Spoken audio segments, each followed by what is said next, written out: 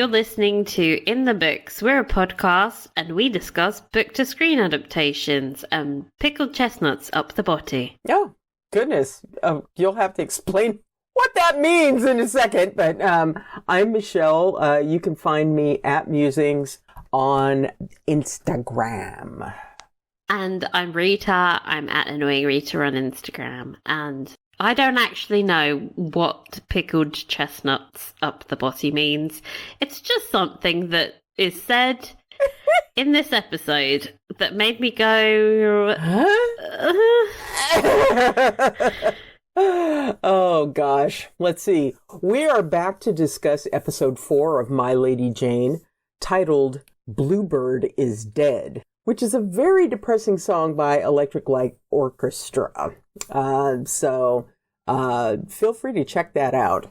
I did and I regretted it. Oh, goodness. There we go. This episode is directed by Jamie Babbitt again and written by Kathy Liu. So without further ado, let's head to the recap.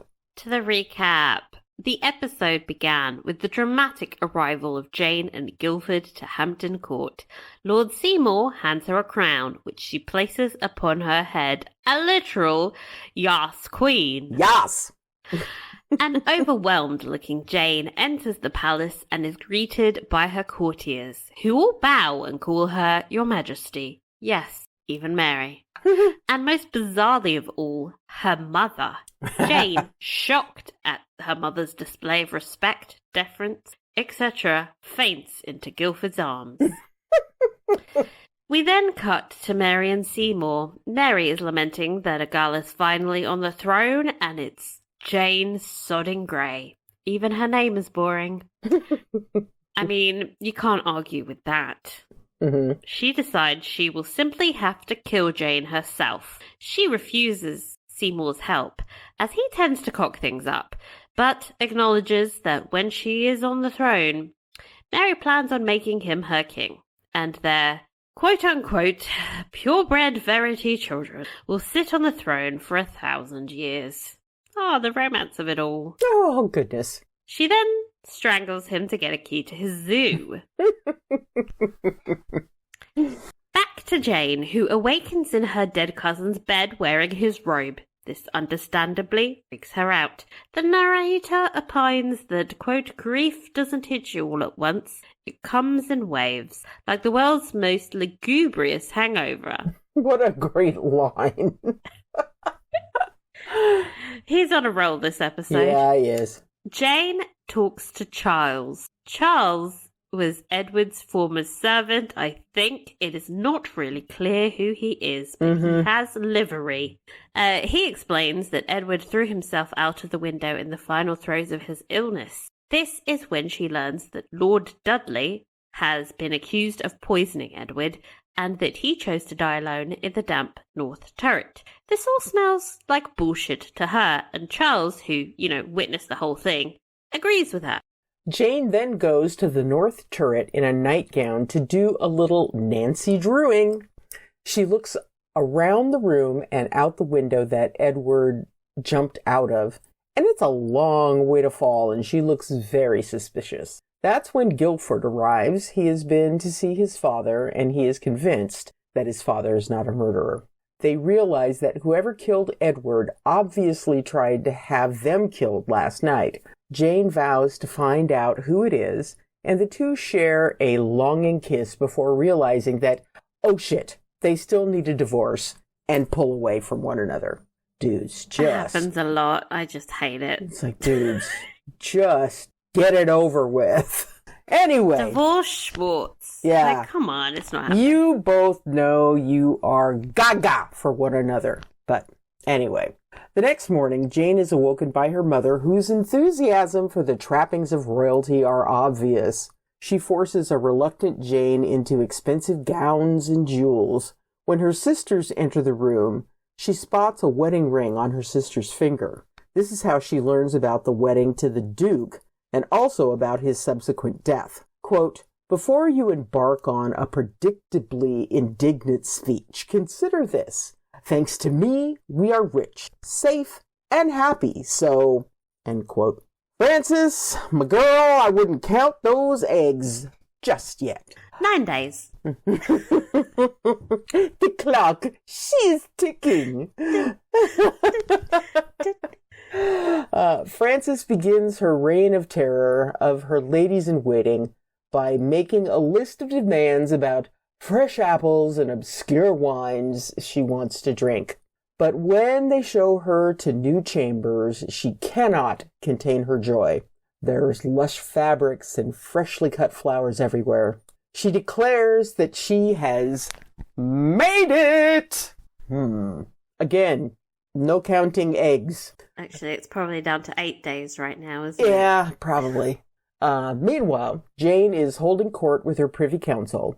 Lord Dudley is before her on his knees, pleading for his life. He proclaims that he would never stitch out a Venetian velvet cloak with something so clunky as leaden poisoner's box, because, it might pleat the fabric. And I, for one, believe him. Lord Seymour argues that they have a witness, and the two men devolve into slapping each other. Jane sets up an interview with the witness. Cut to the garden, where Jane is holding said interview with a cook. The cook claims to have seen Dudley on the Feast of All Saints' Day. So that gives us a timeline to work with, which is dangerous for them because I'm now doing calculations. Okay, stop it, Rita. So she saw Lord Dudley sprinkling powder onto the king's food. Jane asks to see the palace ledgers. The cook continues describing a golden bowl that Dudley carried his powder in. Jane grows skeptical. When she sees in the palace ledger that the cook wasn't even working on that day, she accuses the cook of lying. Jane asks if she was forced or bribed to give a false witness. The cook makes terrified eye contact with Lord Seymour, and then panics, and then flees. A kind of, run situation. Jane gives chase, but finds it's too late. The cook, who was apparently an Ethian, turned into a rabbit and was stabbed by one of the guardsmen. Lord Seymour gives her a patronising little hand clap, congratulating her on uncovering the Ethian plot to kill the king. She's so clever. She's so wise. Oh, my.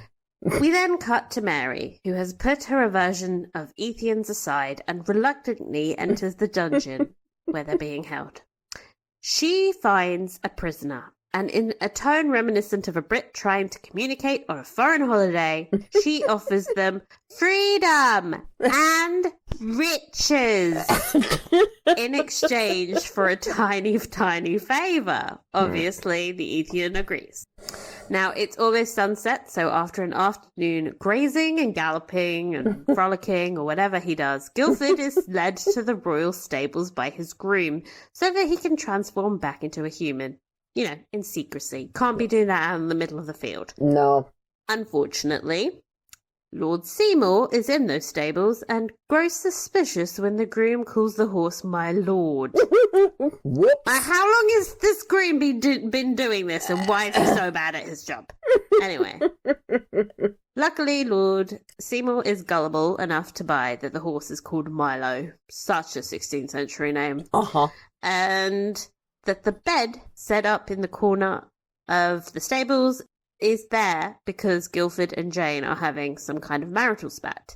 It never occurs to him that Guildford is an Ethian, and for that we have to say he is probably dumber than rocks. Yes. Guildford, who has no control over his transformation, remember, gets very lucky and happens to change just mere seconds after Seymour leaves the stables. Mm-hmm. But it was too close, and he looks like he's about to throw up from anxiety. Yes, poor babe.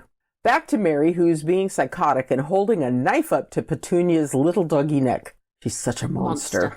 Monster. Mm-hmm. Elizabeth enters the room and begs her sister not to hurt the poor dog.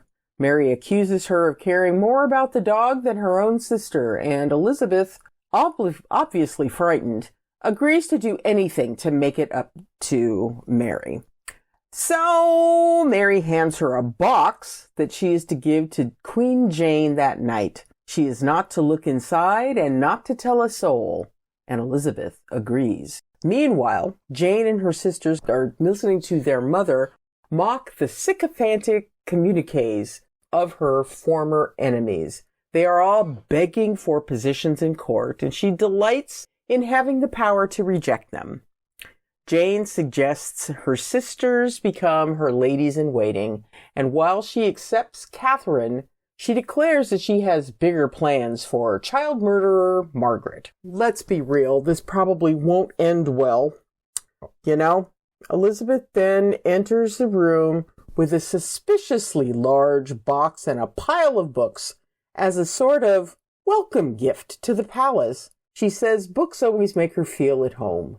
Jane asks her to stay and have a drink. Cut to later in the night, the two are talking by the fire, sharing stories about Edward, and they both share an affection for the dead, quote-unquote, king.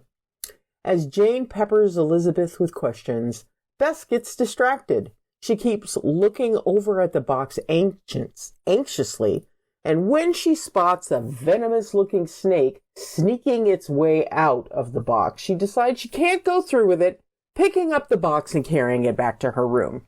Guilford then enters. Jane is excited to tell him her theory. She thinks Seymour is behind everything and tells him the story of the cook and how quick they were to kill an Ethian.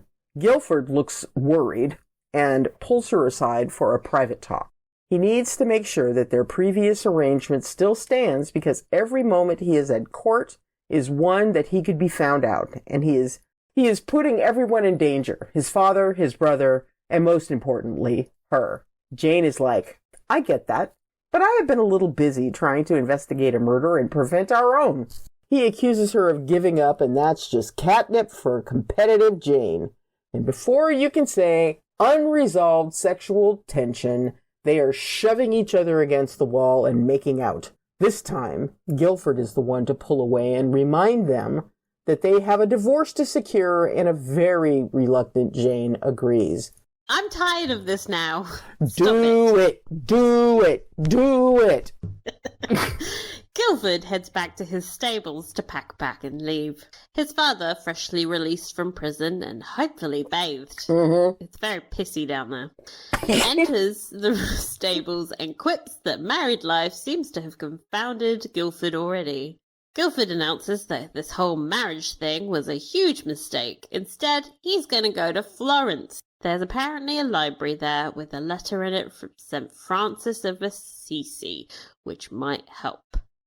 Lord Dudley calls the saint a dingbat and tells him to sit down and have a chat about his future.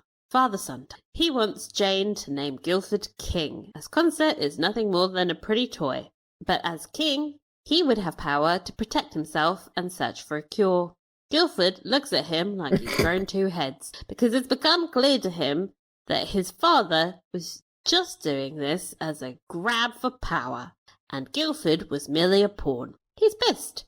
Lord Dudley tells him to get over himself. Quote, I've spent a great deal of energy and expense breaking the law, putting us all in danger, hiding your secret just to keep you alive.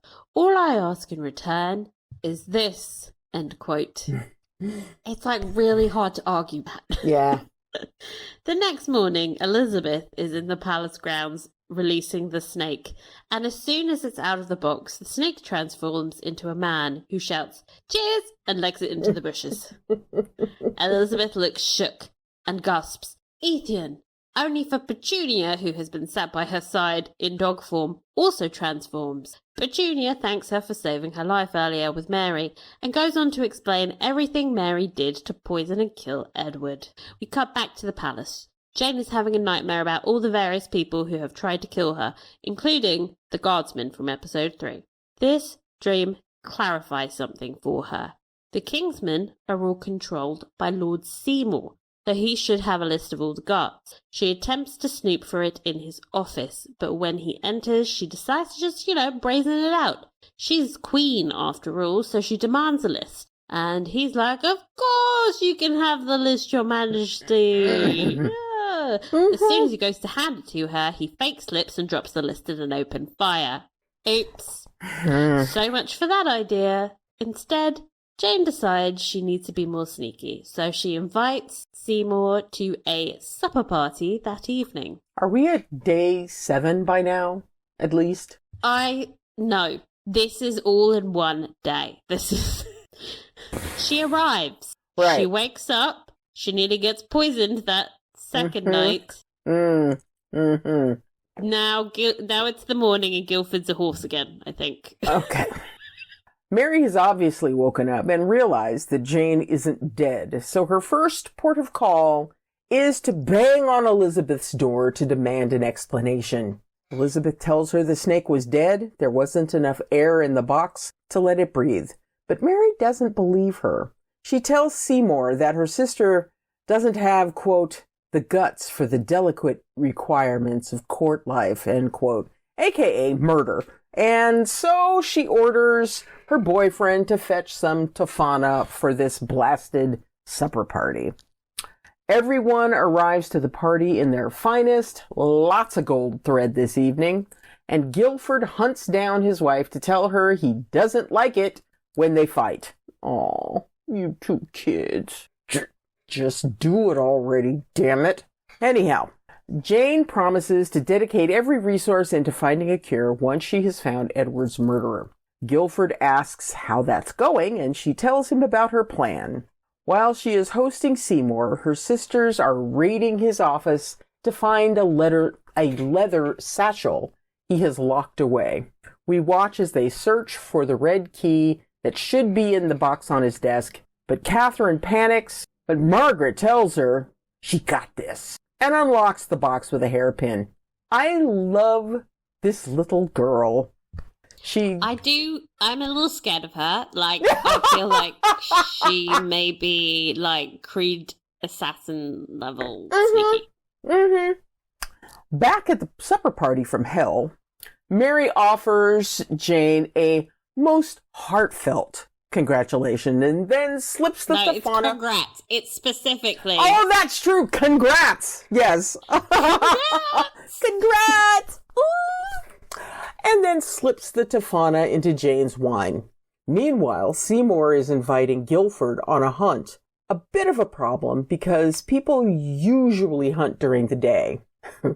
Guilford obviously turns him down, but Seymour is suspicious. He asks what exactly Guilford does all day. Dun, dun, dun.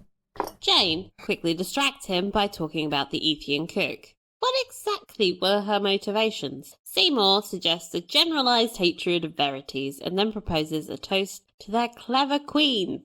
Jane picks up her glass and begins to sip when she's stopped so that Frances can give an even longer self-congratulating toast to herself. Oh, iconic. Yes. Jane again picks up the glass, but it's taken out of her hand by Stanley. Huh? Frances then takes it from him. You know, he needs to be performance ready. Yes. And before you know it, Frances is a sip away from poisoning/dying. Mm-hmm. Seymour freaks out. This was not the plan. And so he knocks the glass out of Frances's hand. Mary glares at him and declares that he ruins everything. After dinner, Jane grabs the satchel from her sisters and inspects its contents with Guilford. He tells her not to bother defending him with accusations of debauchery, as he's used to it. Usually from people like her. Remember the whole of episode 2 when she just wouldn't stop doing it? Anyway, the irony. They find the satchel is filled with letters written in code. Guilford recognised it as the same code King Henry VIII used to communicate with the Holy Roman Emperor when he was trying to get his divorce. He taught his inner circle the code, so Seymour knows it too. Dun dun dun. Frances is reading in her room when she hears a noise from outside. It's Stanley and a lute. He's literally serenading her with 70s classic Knights in White Satin, which I didn't recognise till he got to the chorus. 'Cause I love you. Oh, how I love you. Stop it. Okay, Frances is horrified and rips the lute away from him mid-song. He does not read the room and instead proposes to her. Marriage, eternal marriage. Marriage. She literally laughs in his face. No, he protests because, he loves her, and she tells him he's not marriage material. Stanley declares himself to be the model of luxuriousness, which is actually accurate. He really is. What the hell does that mean? It means he's like an obsessed puppy. That's a great word. Yeah, I mean, accurate. Uxoriousness. So, Francis is like, if you were marriage material, your father and I would have chosen you to marry Jane and not Guildford. Stanley tells her that was a stupid decision because... And then he slaps his hand across his mouth, stopping himself just in time, kind of. But Francis demands that if he ever wants to see her again, he must finish that sentence. And you just know that boy blabs because he would literally die for her. Exactly. He is snatched. We cut to mid-coitus, Mary and Seymour. Seymour is tied up to the 4-post bed. Mary is wearing her father's coat, bouncing atop the poor lad. And it is mind-blowingly weird. It's the dead dad's coat for me. Yeah. It's just... Ugh. Oh, Mary, you are just insane. We cut to mid-coitus. Oh, sorry. We do not need to go back there. Mary is still hung up on the fact that Guildford vanishes all day. Seymour mentions that Jane has had the grooms from the West stables dismissed. Mary suspects that something jolly odd is going on, and she is going to find out what. She climbs off Seymour and leaves him strapped to the bed. Oh, and he has an itchy ear. Yes. Guildford and Jane are in the stables working on cracking the code from the letters. They're mostly filthy letters between Mary and Seymour. My quim quivers in moist anticipation of once again flogging your terrified buttocks. Cheers, Mary. Wow. But they also write about poisoning Edward together. Jane is baffled. She thought Mary loved Edward. But Guildford says, people are selfish and disappointing. I want that on a t-shirt. Yes. It's nearly dawn. Jane will have to handle this for herself. Guildford tells her to be careful as she leaves the stables. On her way back to the palace, she runs into Mary, who is heading to the West stables herself. Jane panics and tells her she knows who killed Edward and that she has found proof. She shows her the letter she found.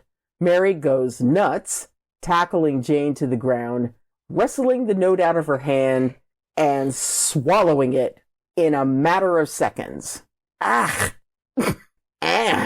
Honestly, who eats paper?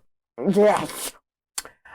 She then begins to strangle Jane as she yells, "You are not the queen! Abdicate or die!" Doesn't seem to be giving her much choice to abdicate in this situation. No. Jane falls unconscious and Mary trudges towards the stables on a mission. Oh my God.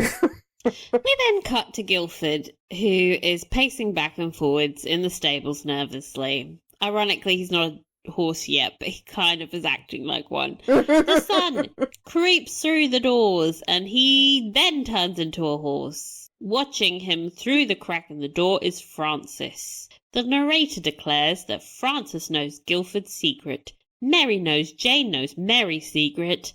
And I have a secret too. Dun dun dun. We cut to a convent. Edward wakes from his sickbed and the narrator triumphantly declares that Edward is alive. Dun dun dun dun! Huzzah! Huzzah! I knew it! Yes! Okay, so episode 4, what did you think? Oh my God. They are on such a high right now. You know, it's like, it's just absolutely brilliant. And, I thoroughly enjoyed it. But because I am a glass half empty kind of bitch, You're like, it's I gonna feel go like wrong from when here. is the other shoe gonna fall and make me feel miserable? I think it's probably when we get to the end and realize there's no season 2. Yes. Yeah. But no, I loved it. I loved it. I loved how fast paced it was, how they didn't wind up dwelling on a particular plot point.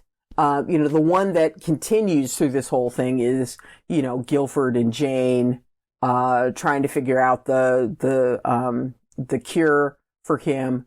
But because it is broken up with so many other interesting plot points, it doesn't feel like we're just like going, oh God, come on, can you just let's just find something.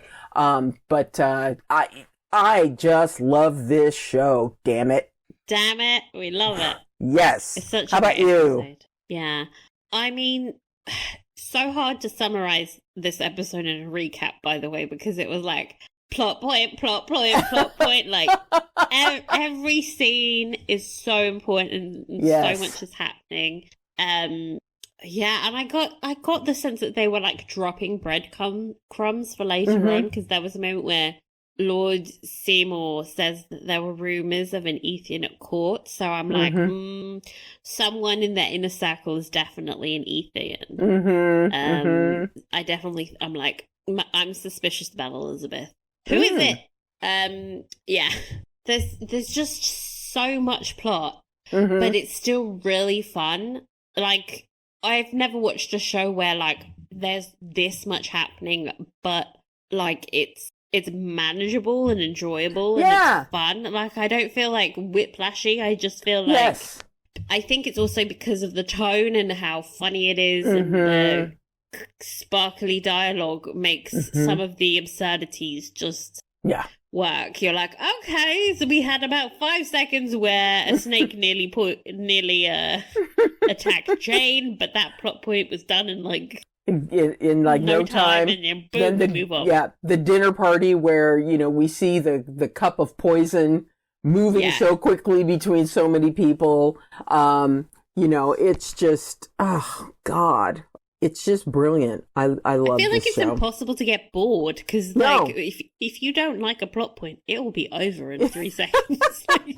Seriously. It's like, I have an idea and it's dead. Okay, and I have another idea and it's dead. I mean, we went through various failed assassination attempts this episode. Yeah. I mean, would you count the last strangling as one? I definitely don't think she's dead, but like, you kind of tried to kill her. Seriously. Oh my gosh. But the big reveal, of course, is that Edward is alive. Yay! Yeah. I love that they waited until Jane was unconscious to have him like gasp awake, like parallels. Yes. So smart. Just great. It's going to be interesting to see kind of where this goes, because, we have been led to believe that this poison that has been used is ultimately fatal. And, so he's going to die anyway, but, you then think about it, it's like, oh, did they screw up the poison? They could find an antidote, though. Did they? Yeah, exactly. That's the thing about poisons. Exactly. You can always just, like, go, found an antidote. Yeah. It's not like he was actually dying of a sickness. Yes, that's true. Then if they tried to retcon it, I'd be like, fuck off. But because it's poisoning, it's like, yeah, okay. I assume that whoever healed him has some kind of they're nuns. Herbal knowledge. They're nuns. They're mysterious witchy women who, who knows what they come up with. They need, I love that Jane is like, no, there's no cure. And yes. Clearly there is, and she's just not as good a herbalist as she thinks she is. There is Oh, obviously we saw this plot point coming from a mile away, but there's something about having the narrator announce it in this big bombastic way at the end of the episode when you're so much had happened that I'd honestly forgot about Edward. And then it was we have this other plot point. And it turns what could be a fairly predictable plot point into a really dramatic reveal. Mm-hmm. Even though, Stevie Wonder could have seen this coming, I was still Uh-huh. Yeah. It really works. It worked really, really well. So I am, of course, looking forward to the next episode to learn what all has been going on with Edward, because usually, usually when they have something like this happens, the next episode goes into the details of how we've gotten to this point. So I anticipate that the first chunk of the next episode is going to be about how Edward is in the situation where he is. I kind of want someone to find Jane really quick because she's just sprawled out in the gardens. One thing I could find really weird is how she's the Queen of fucking England, and yes. she can just sneak out into the stables by herself. Exactly. I mean, we've seen in other shows that whenever the king or queen are out and about, they are followed relentlessly by their lords or ladies in waiting, and at least one guard who can, murder protect anyone her. that comes to try and attack her. But in this crazy little world, it's and maybe it's because everything is so off about this whole thing. Edward snuck out by himself earlier in the season, so clearly they're not keeping a huge eye out on what's happening with the monarch at all times. Yeah. So, but someone check the gardens. Can someone? make a turn about the gardens. Just to kind of keep an eye on things and find your queen. This please. Would never happen on the Empress. No. Sophie would never allow it. Heavens no. We got that huge fight. I would call it Jane and Mary WWE, because there was proper wrestling. And massive shout out to the actress that plays Mary, because oh my god, the physicality. Yeah. And the way she was rolling around and crawling. Mm-hmm. And then also the way she was reaching out for the letter, and she's give me the fucking letter. It's pathetic. There's a patheticness to Mary's desperation. She's ruthless, but she's sad. It's always a little funny to watch her. And even strangling Jane to death. She looks like a kid who's just having a tantrum. You don't ever feel scared of her. Yes. She's just funny, and I loved that whole scene. Yeah. But Jane, given it all that last episode, I'm an expert. I can, I've got so many combat skills. I bet everyone. Yeah, right. And she's trying to defend herself, against Mary. I swear, there's got to be some effect of syphilis that sending her insane. Yeah, exactly. I was thinking to myself, oh my God, this poor child is this syphilitic child, or at this time, this syphilitic bastard of King Henry VIII. But, that scene was crazy. And incredibly. Maybe crazy just trumps pure skill. If you're insane. Oh, yeah. She's one of those women that lift cars off their babies, but in this scenario, the car is a weird sex note, and the baby is the sex note. I don't know. Oh my Jane's God! The car, that's the metaphor. bad. The actress that plays Mary is freaking awesome. They're all awesome, but she's just a league of her own. She's so much fun. Yes, she is. Yes, she is. So, okay, so what was surprising to me was we're on episode 4. Mm-hmm. There are 8 episodes. We're halfway through the show. Yeah. But it felt like we're hurtling through all these plot points I expected that were going to last the whole season. Mm-hmm. Like, logically, I knew Jane was only going to be queen 9 days, but like, we're only on day 2 and Mary's strangling her in the garden. Like, the plot is plotting, as the youth would say. Yes. It's just impossible to guess where the show's going to go from here. Exactly. I mean, it, as you said, it's day 2 and now Guilford's secret is out.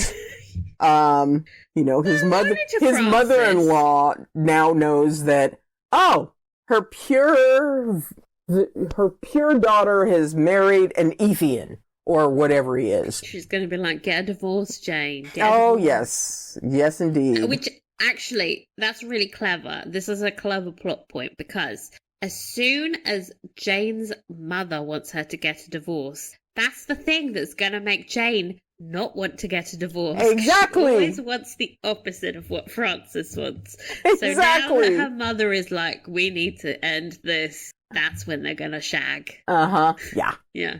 Yeah. I love it. Like, how the fuck are Mary and Seymour going to spin this? She's just strangled the Queen of England. And what is Frances going to do with the horse information other than pressure for a divorce that's not going to happen? Yeah. Like, is she going to if she was smart, she'd blackmail somebody, but I don't know how she's... I don't know. There's just so many things. Mm-hmm. And who's Margaret going to kill next? Like... Our little ninja assassin. She's such a psychopath.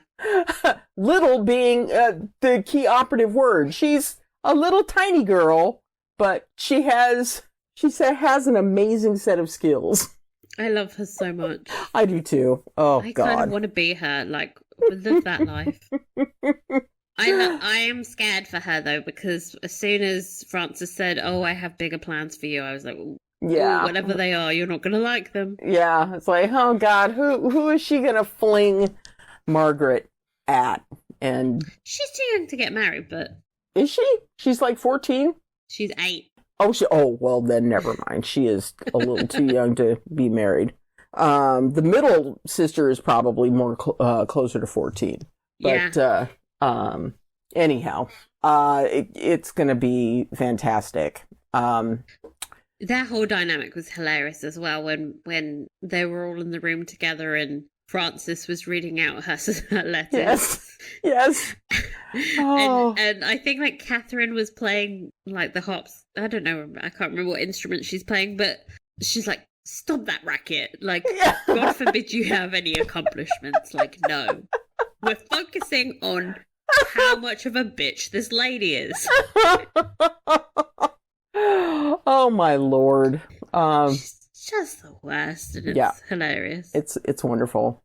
Now, you had a note about you must think of cousin Simon of Swanage. Yes. Yeah. Okay, so during the supper, the supper party, they start talking about chestnuts up the botty randomly. Yes. Which I think is some kind of weird kink, I think. And then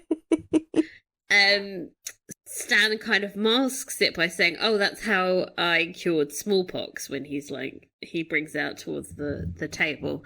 And then his father says, if you're speaking of smallpox, you must think of cousin Simon of Swanage. Uh-huh.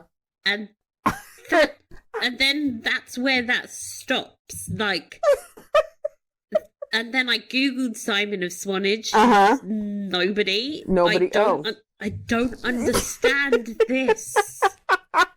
What is it? I have don't look at me, because if you don't get it, I for sure don't get it. Can someone on the internet explain this? Yes, please. Oh. Who is Simon of Swanage? I mean, I want to know. It sounds funny. Yeah. We want in on the joke. What's the smallpox? What smallpox? I googled smallpox. Sign of Swanage. I tried different spellings. Nothing worked. So please explain. Yes, please. Yes, please.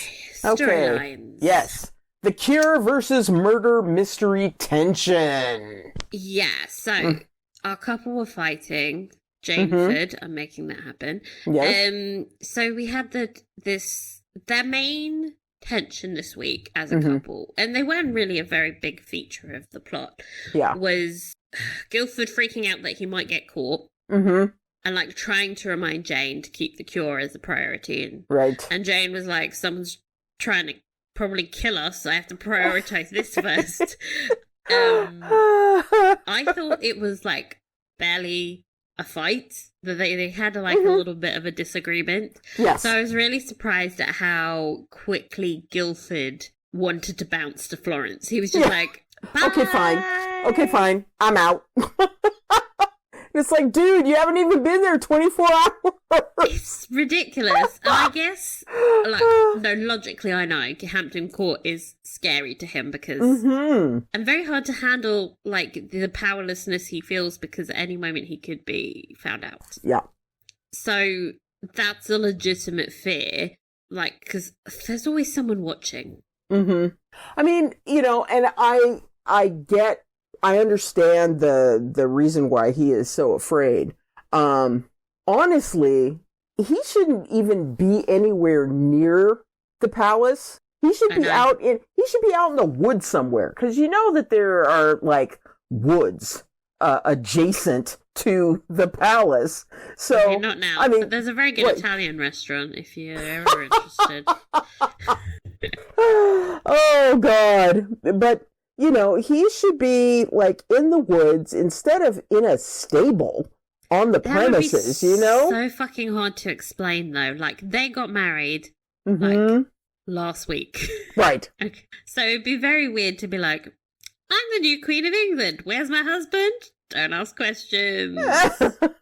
He's out of town right now.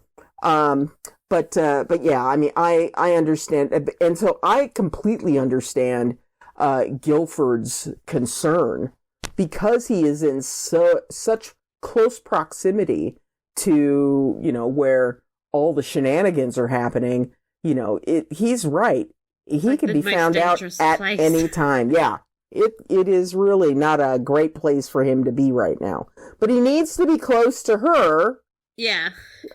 So yeah, poor thing. But then, like, I understand how Jane is like, this can't be my priority right now. I can't like find a fake cure for you. I 100% believe she doesn't think it's a real thing anyway. Oh, so absolutely not. Yeah. So she's like, okay, like, yeah, but someone is literally trying. Someone killed my cousin first, and like she's still very emotional about that.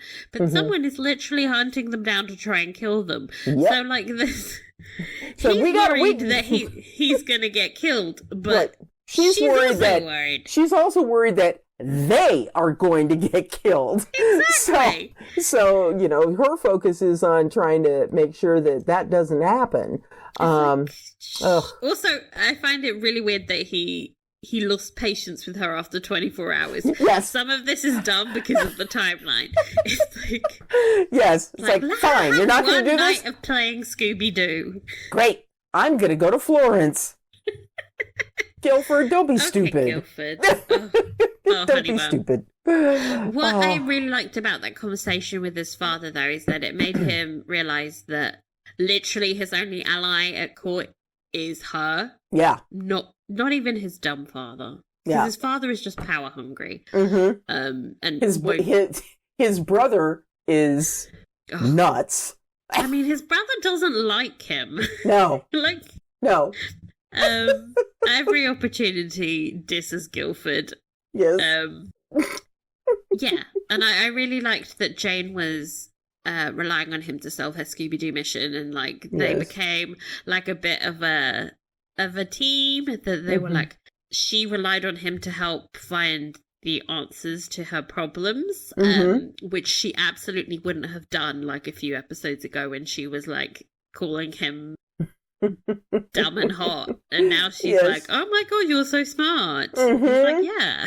It's like, yeah, I am, And, that is a massive turn on for Jane, who's also oh my smart. God, she's such a nerd. So this is like as soon as he pulled out his what's it called? The wheel. What is that wheel thing? Wheel. the code thing. The code yes. breaker wheel. She was like, Ooh. how do you have this? Sexy music plays. Yes, and tell me more. It's funny because like they almost had sex last week, but like I feel like this episode was they got a little bit closer. To it because they are now like a partnership, and that's like way closer to like a true marriage than what they were doing before, which was admittedly very hot. But So, not quite their time. Not quite their time. I just want to mention that like Jane is kind of dumb because she's like so surprised that he's smart. Yes. She spent episodes going on about how you're just like a gentle layabout. Remember episode 1 when she first sees him at the tavern? He was quoting Latin poetry. Like, admittedly, his Latin was shit, but still. So he obviously isn't a moron. Right. And she recognized this, and that was the initial reason why she even hit on him. I think she must have like hit her head and completely forgot like what happened between. She then found out his name and was like, well, no, he can't possibly be smart. Okay. Yeah. But it does like reinforce the fact that they're a really good match for each other, doesn't it? Yep. Absolutely. Absolutely. I have been purposefully avoiding going down the rabbit hole and looking into the real history of they die. Well, I know that. There's not much to it. Yeah, I know that, but it's like I just want to be in the fantasy right now. I'll get to the real stuff, but right now, I just want to be in this fantasy because it has been such a nice fantasy, a isn't it? wonderful story. In reality, they were like 16. Oh, so it these poor kids. In reality, it wouldn't have been like the world's most epic love story, would it? Because you've got like 2 teenagers. Yeah. Oh, those in poor an arranged kids. marriage. It's just That's why we kids. like this fantasy. Yes. Mary and Lord Seymour. Oh dear God, I love these two. How have we topped last week? But we have. We have. Yes.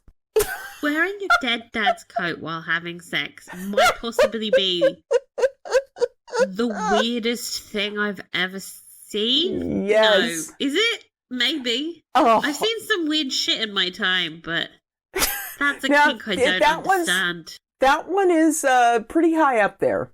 That's pretty high up there. Trauma. It's so fucked up.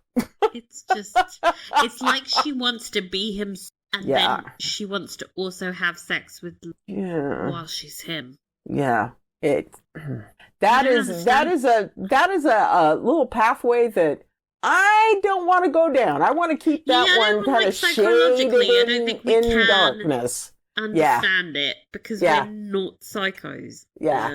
But oh my God, the Dominic is just Dominic Cooper. He's just killing it. He's killing it, and is so damn funny. So damn funny. Yeah. His little face when he said he had an itchy ear.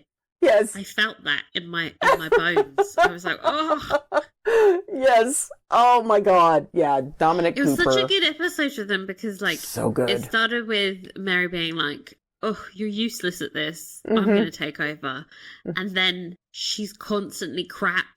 And he's, like, trying to fix it for her. Yes. And she's getting more and more frustrated at him, even though she's the one fucking up. She blames him. She's like, why didn't you let me kill Francis? And it's like, well, because that's not what we're trying to do. Yeah, it's... I feel like she got so frustrated at the other two attempts going wrong that by the time they're in the garden together, like, she's just ready to explode over absolutely anything. It's like she's got, like, whatever the murdering equivalent of blue balls is and just explodes in frustration. She's just like, I have to murder you now.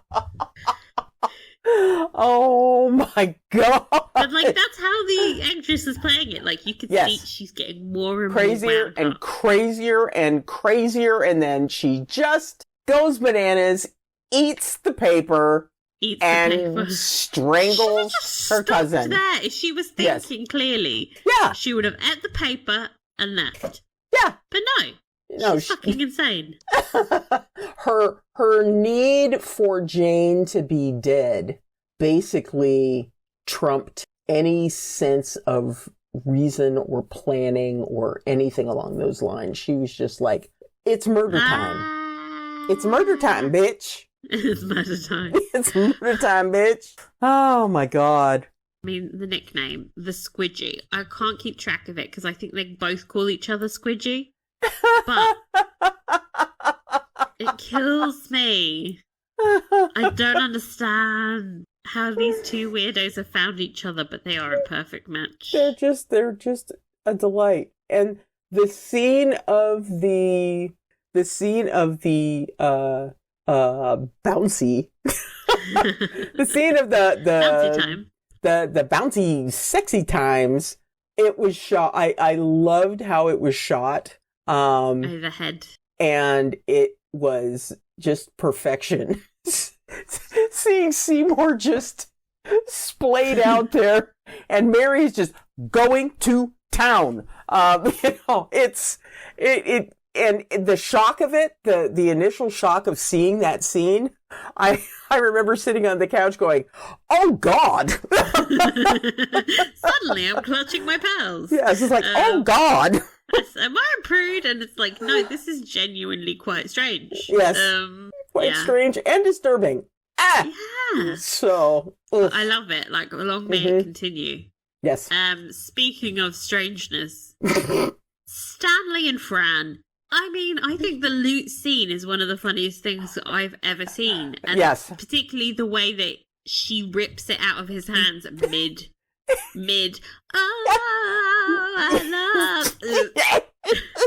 It's just perfectly timed. Oh, it is brilliant.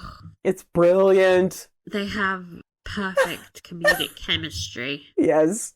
I cannot get over the reaction that I had when I first saw the scene and he's singing that song to her. I was just like, oh no. Who picked that song? I want to buy them a drink. Yeah, because it was perfect. It was absolutely perfect for that moment. It's just like the most insane thing that he proposed marriage, though. Yeah. He's engaged to a Bavarian princess with the plague. Yes. And he's just like, forget about that. 'Cause I love you. Whoa. Oh my God. He's not okay. He's like such a positive, fluffy puppy of a man. And she's just so done with him. It's the completely different energies matching and and they clash and it's just perfect. Yeah. She hates him. She does. There's a moment where he walks into the room at the supper party and he's like, "Darling," and she's like, "Not now." Not now. Yeah. It's like, just cuts him off. Just cuts him off. Oh my God. She's just like, what the hell am I going to do with this thing? What am I going to do? You know, it's like, I'm done with you, boy. What more do I need to tell? How much do I need to tell you that this isn't a thing? Never gonna happen. You know, oh my God. But he is just all over her. I call bullshit on Stanley apparently managed to keep this huge secret about Guildford for so many years, because assume, I don't know, like 10 years or something, he told the first person that asked him. Yep, he sure did. Nobody should have told him. No. Nobody should have told him. No. This is so stupid. Yeah, he should never have known because he is the weakest link. He's the weakest link in any situation, but especially this one. Yeah. Oh, yes. What about historical corner? Brace yourselves, everybody, because Teach us. Historical corner gets very, very specific. Oh, boy. So, Elizabeth recommended the teachings of Isidore of Seville in the scene with Jane. And I was like, I've heard that name. Who the fuck is that? So, he is a Hispano-Roman scholar and Archbishop of Seville. He is widely regarded as the last scholar of the ancient world. Born around 500 BC. No, AC. Yeah, BC. I was going to say, whoa, okay. AC. His fame after his death was based on his Etymologia, which, from the sounds of it, you can guess, it's an etymological encyclopedia that assembled extracts of many books from classical antiquity that would have otherwise been lost to time. So this work also helps standardize the use of the period, or a full stop if you're British, a comma, and the colon. So, thank you. Punctuation. Yes. Isidore authored more than a dozen major works on various topics, including mathematics, Holy Scripture, and monastic life. I was curious to know what his actual opinions on kingship were, because that's what was mentioned in the show. And so I read Isidore of Seville and the Evolution of Kingship in Visigoth, Spain, by J.T. Crouch. The things that you do for this show. I just do it because I'm like mildly interested. Huzzah, huzzah. I'm like, there's a historical reference I can look into. It's my version of like going down a Wikipedia rabbit hole, but this involved historical journals that I have no right reading. But if you are a historical nerd, I recommend that article.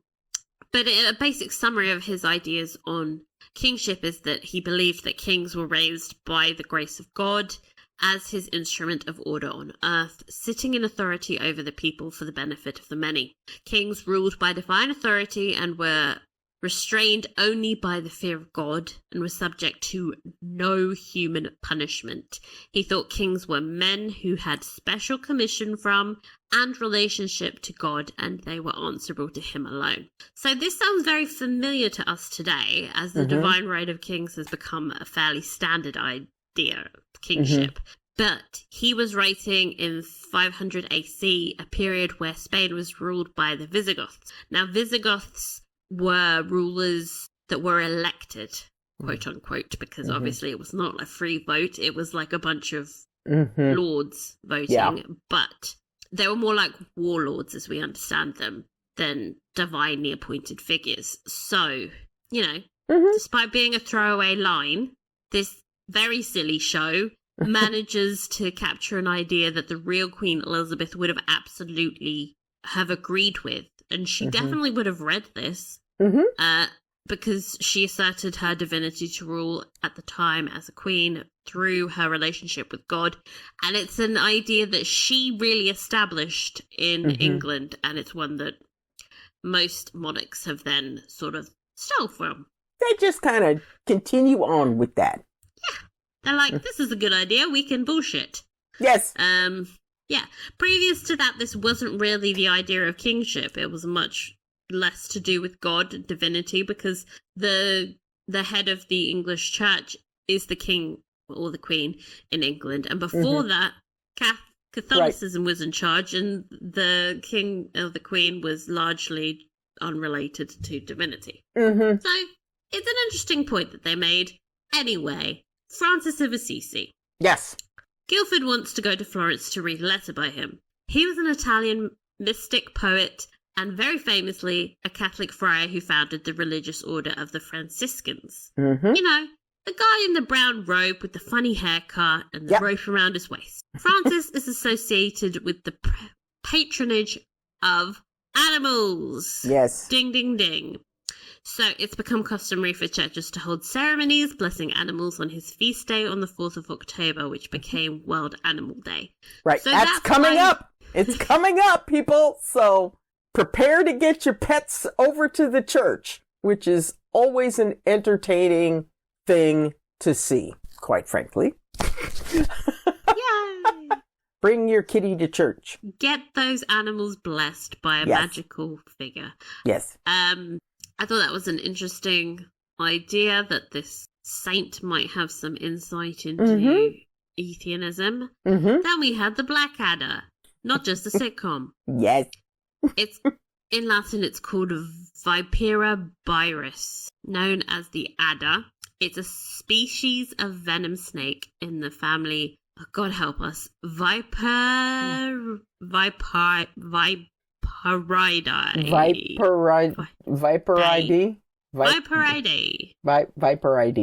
Okay. Okay. If you say so, Latin. Yes. The species is extremely widespread and can be found throughout much of Europe and as far as East Asia.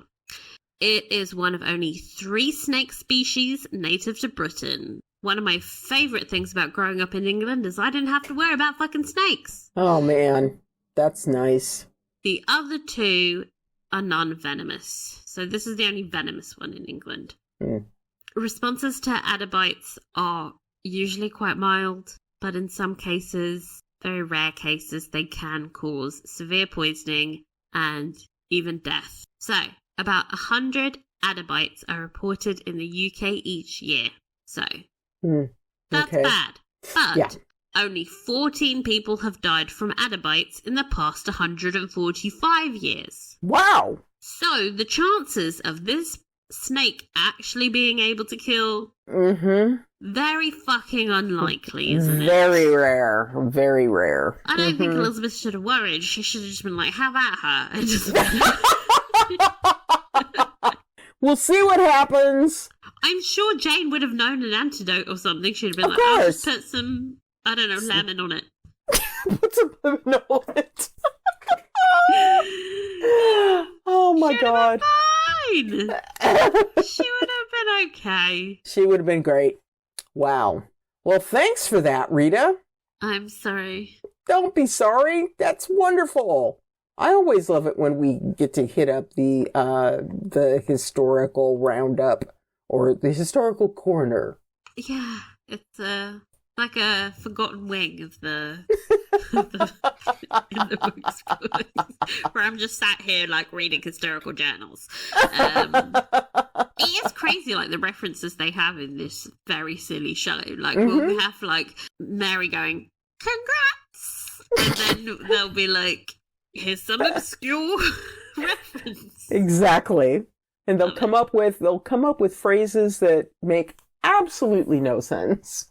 But we know someone out there understands what they are. Yeah, this show is amazing.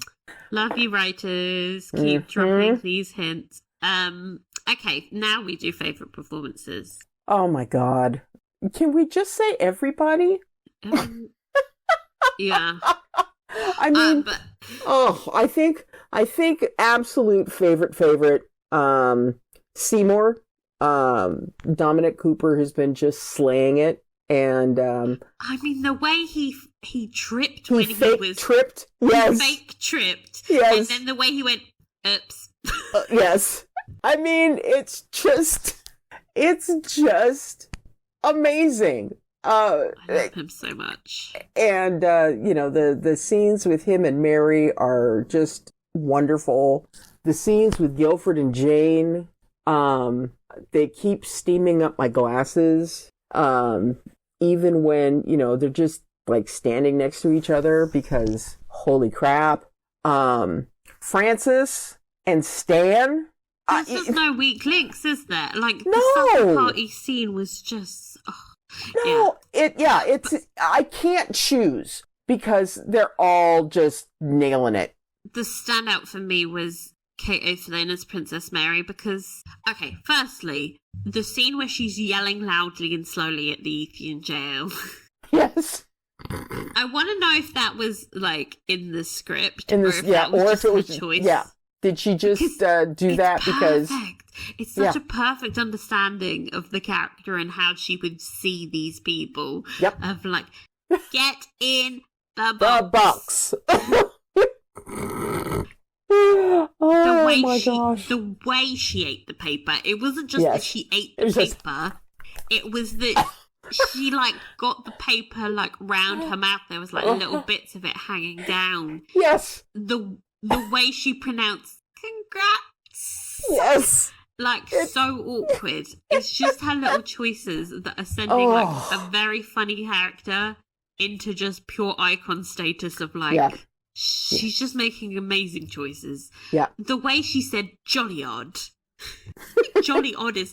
It reminded me of... She's giving me Princess Margaret. She's like an unhinged Princess Margaret.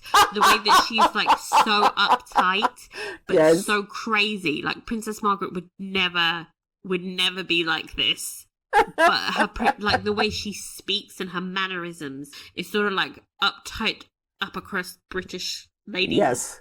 Jolly odd is going on here. Yes.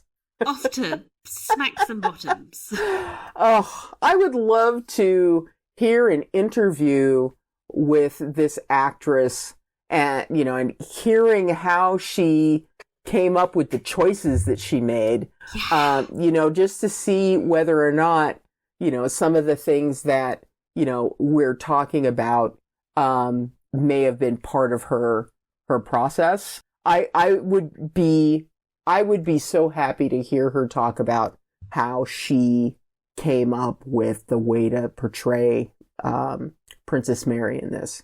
It's such a difficult role. Mm-hmm.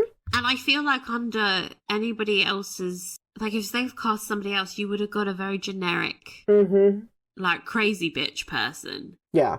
There is, obviously she's crazy, but there is just something so, it's like there's a puzzle that you want to unravel with Mary of, like, what's going on here? Yes. She's so psychologically interesting that this is a very bizarre lady. Yes, absolutely. Oh, God. Okay.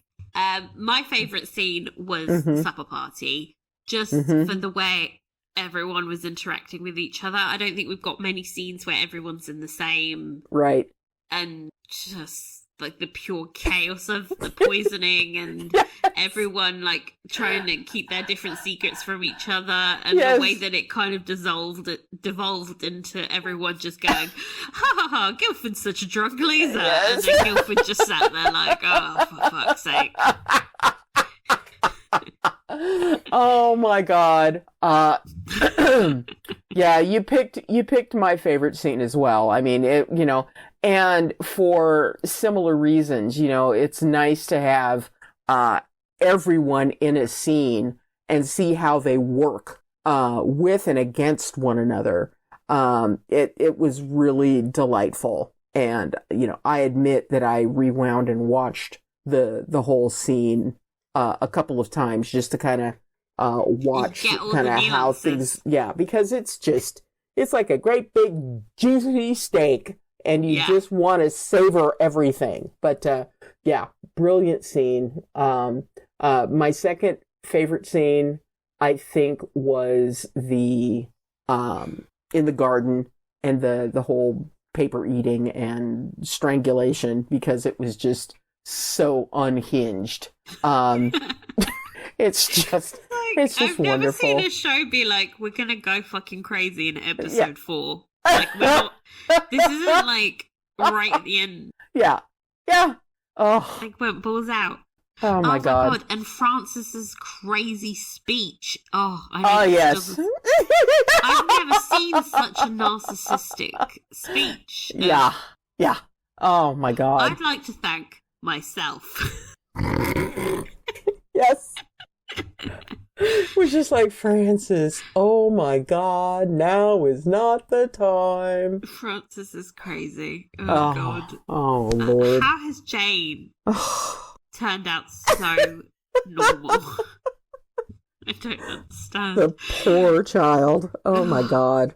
Oh. And costumes, I've previously called the costumes a bit dull, but I think they were obviously saving the showstoppers for when Jane becomes queen. So yes, the beautiful gowns. Yeah, beautiful gowns that she was presented with, and really thought the one that she chose was perfect. With the green one. Yeah. I'm not sure if her eyes are green, but I mean, it really made her eyes sparkle. But yeah. I love that they put her in Guildford in like matchy. Yes. It's couple outfits now. Couple outfits. Yeah, those of you that watch K-dramas, it's like you always know that, we're moving the couple thing forward when they start showing up in matchy outfits that, make them look absolutely perfect. So, matchy! It's so cute. Yes. The scene where she, puts on Edward's robe also was really good. Yeah, it was very moving. I don't know why, but when I picture Edward, he's wearing that robe. He must have worn it, a lot, because I just, instinctually feel uncomfortable seeing her in it. I was just like, oh, no. And I know he's not even dead. I'm just like, wasn't that robe, though, floating in the creek? Well, not the creek, the moat. Sorry, I've been watching Dawson's Creek, so yeah, I swear. When he fake jumps out the window, they cut to a shot of the robe. Right. Maybe he has more than one robe, probably. I would hope so, because that would be getting kind of stanky after a while. It's such a powerful way of showing her discomfort at inheriting his life. It's just a visual way of being she's wearing this robe that's too big for her, and it just Yeah. Clever. But it was, it was also really moving in that, she is wearing that, she's wearing that robe, and the narrator says, grief doesn't hit you all at once. It comes in waves, like the world's most lugubrious hangover. It was a great line, and you could see that she was, in turmoil. She was in turmoil. But yeah. She's gonna love it when she sees that Edward's alive. She's not gonna feel weird about that at all. She's gonna go, yo, here, take this crown. I don't want it anymore. I don't think he's gonna want it. Okay, this is maybe a bit spoilery to discuss, but I don't think he wants to come back to being a king. No, he obviously hated it, so he's not gonna take the crown. Yeah. My money's on Bess, but we'll see. Fingers crossed. Locations. I thought it was interesting that this is the first episode we got where everything was in one location. Yeah. And obviously they're using several different locations to create the one location. Yes. But we got our drone shots. But I think they do a good job of making it seem like it's all one place. Yeah. And it feels like Hampton Court is quite insular, and there's obviously the courtyard shot in the scene with Stan and Fran. You get the sense that there's probably people watching them, and all the windows, and and how suffocating that feels. Yeah. I mean, when he started serenading her, I was like, dude, you're gonna wake up everybody in the castle. What an idiot. Oh, because Stan is Stan. Oh, Stan God. is Stan. Yep. Speaking of Stan. And his music. The music. I mean, I think Nights in White Satin is ruined for me now. Thank you, Stanley. I think that for me, that was the standout musical moment. But we also had a very good Kashmir. Oh, that cover. Was so good. Kashmir, I think Kashmir is my favorite song by Led Zeppelin, because of just how the tension in the song builds. It's very drama. Yes, very much so.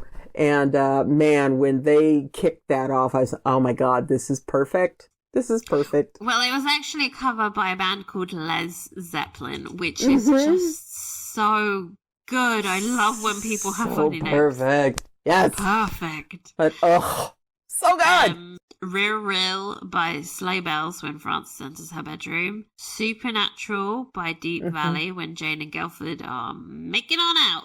Making it out! And then we had Moondust by Cherry Glazer for the supper party from hell.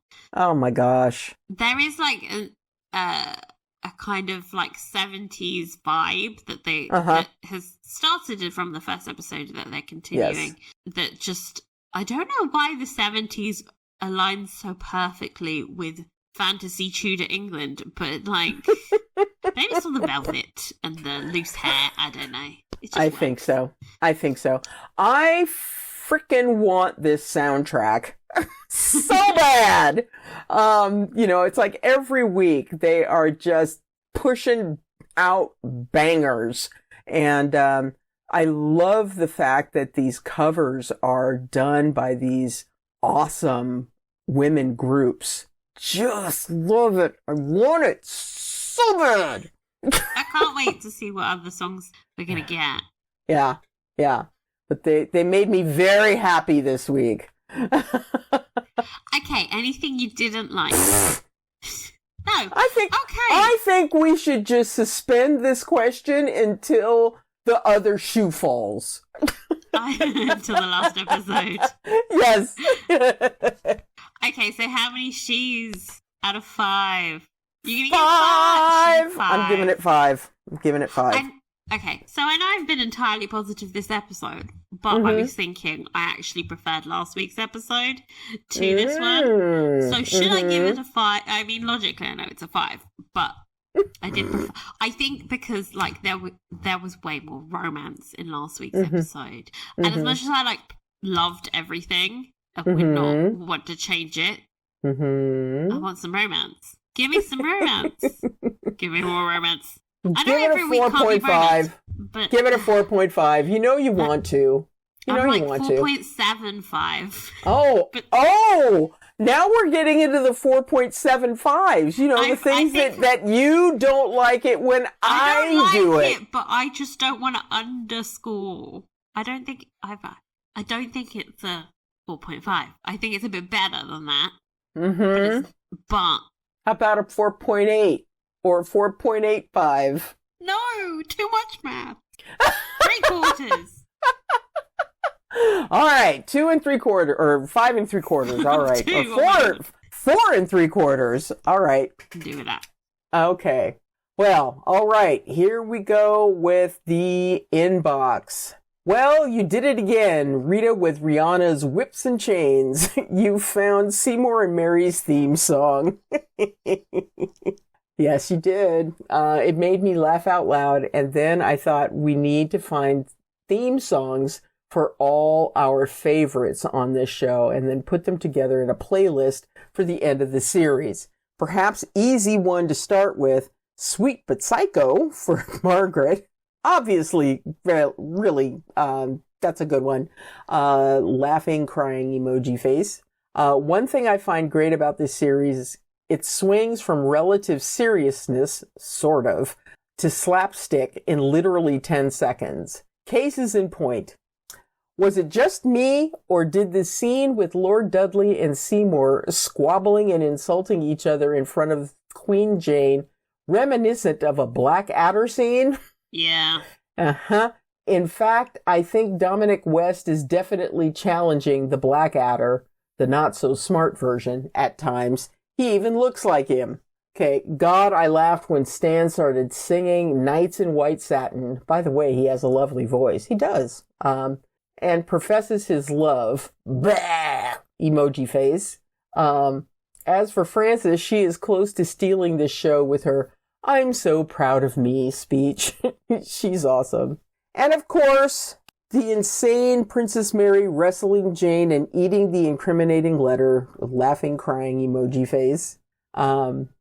By the way, Rita, did you see you got your Scooby-Doo moment when those pesky kids, Margaret and Catherine, tiptoed across the doorway and stuck their heads around the door to show Jane they got the paperwork from Seymour's desk? Yes. The show gets the tone. It's perfect. It's just great. This show, it's also fabulously fun and greatly executed. However, to end on a more serious point, if that is possible, winky face emoji, probably the most prophetic and accurate thing Guilford could say about their world and the situation they find themselves in is, quote, people are selfish and disappointing, end quote. Never a truer word has been spoken. What will become of them? Scared face emoji. Until next time, ciao, Maria. Ciao, Thank you, Maria. Okay, so our episode 5 summary. Mary wants Jane's crown. Really? Francis wants to seize Guilford. The nobility is ready to booze it up at Jane's coronation banquet. Oh, sweet Yay! Lord. We get a party. Mm-hmm. I can't wait to see how stupid these nobility are. Yeah. So what do you think we're getting? I hope we get more Edward. Like I've been saying that for a while now. Yes, it would be good to see more of Edward. I hope that we don't wind up spending too much time with Mary wanting the crown and Francis wanting to seize Guilford, and we get some more movement in the romance. We want between more romance. Those two. Yes, we need more romance. Look, I told you, now that Francis wants Guilford gone, shagging is happening. Okay. She's going to be like... Shall we lay bets? Shall we post I'm not that confident, but I do think, she's going to decide she doesn't want a divorce this week. Yeah. Either the shagging happens this week, episode 5, or episode 6. I feel like probably... I think we should post a poll. Oh, okay. Yeah, let's do it. Let's post a poll. Well, everybody else has seen the episodes, though. Everybody's binged it. That's true. And anyway, just gonna spoil us. I think potentially some shagging. Mm-hmm. Either maybe at the end of this episode would be like a good climax. Figuratively, literally. But yeah, I would love some. What can Francis really do though? The marriage is I don't know.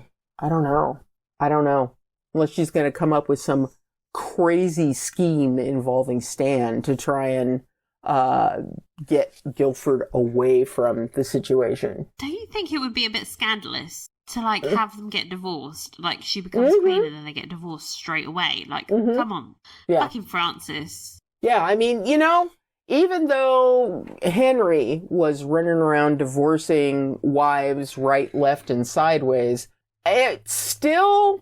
it's different for women. It's still difficult, and yes, would be very much different for a woman to pursue that, even if the woman is a queen. So, anyway. So that's all for this episode. We'll be back next week discussing episode 5 of the show. If you want to get involved in the podcast, you can email us at inthebooksnetwork@gmail.com. We are on Instagram, so please follow if you want fun bonus content and updates on the podcast. And if you enjoyed the podcast, please rate, review, and tell your friends. Thank you so much, and we'll see you next time. Bye-bye! Bye.